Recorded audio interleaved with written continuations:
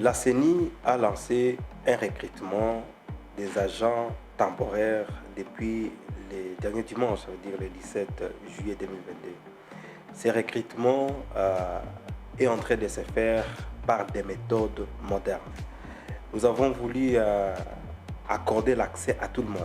Et c'est comme ça que ces recrutements passent par voie d'Internet. Ça veut dire tous les personnels, tous les agents, tous les candidats qui veulent postuler à des postes que je vais vous dire tantôt ont deux chemins.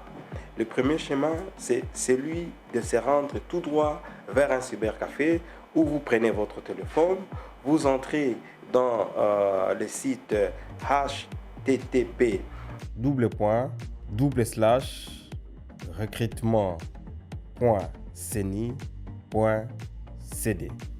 Par ce site-là, vous allez directement être accueilli par un écran qui va vous donner des indications.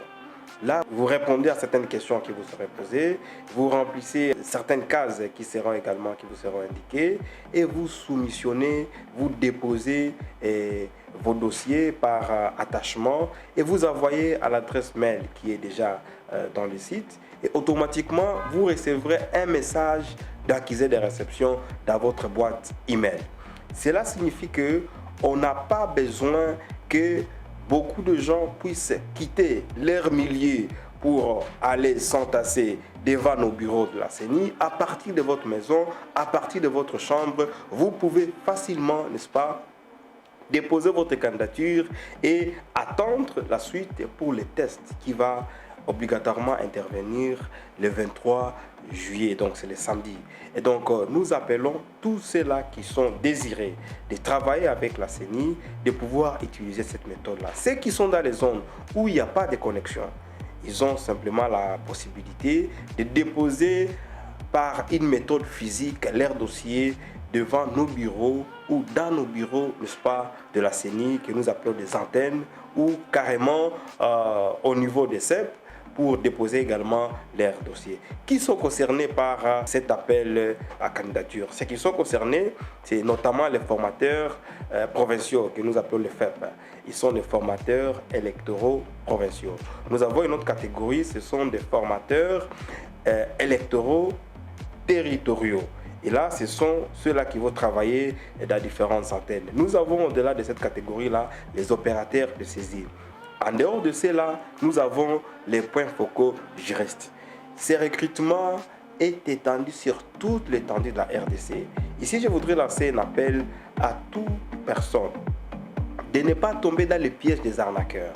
Ceux qui vous demanderaient de l'argent au nom de la CENI, il faut carrément nous renseigner leur numéro. Au besoin, aller auprès de nos antennes pour dire tel numéro m'a exigé de l'argent et voici ce qu'il m'a envoyé comme message. Donc, le recrutement de la CENI s'est fait d'une manière gratuite. Et puis, il faut se dire, les tests que nous allons organiser également, il sera un test gratuit devant la machine.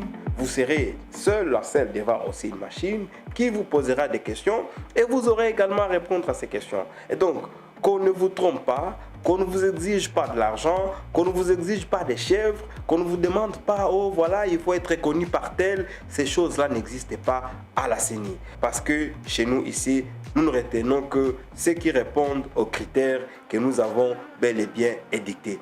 Quels sont ces critères?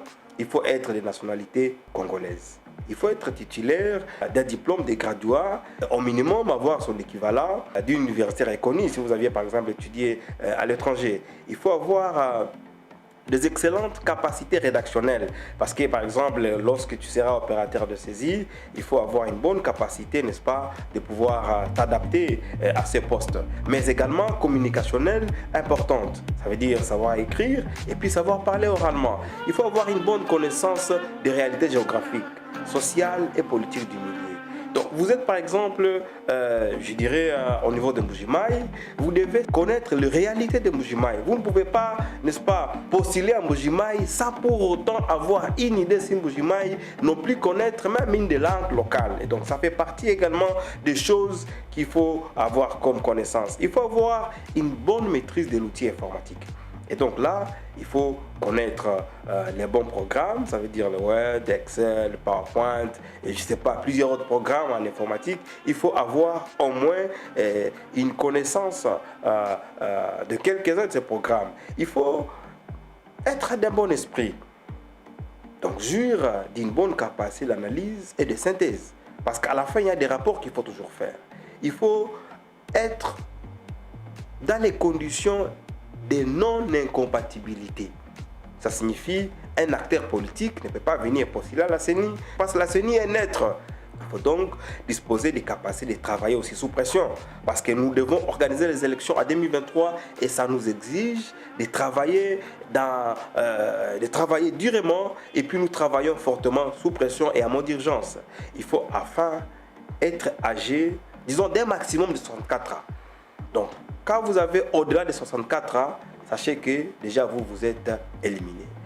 Voilà pourquoi j'appelle toute personne répondant à ces critères de venir facilement déposer son dossier et nous encourageons surtout beaucoup d'entre vous de le faire en ligne. En ligne, c'est mieux. Vous n'avez pas à payer les transports, vous n'avez pas à acheter beaucoup de papier, ça vous coûte moins et facilement vous allez avoir votre emploi et vous allez devenir un agent temporaire de la CENI. Bonne chance à tout le monde.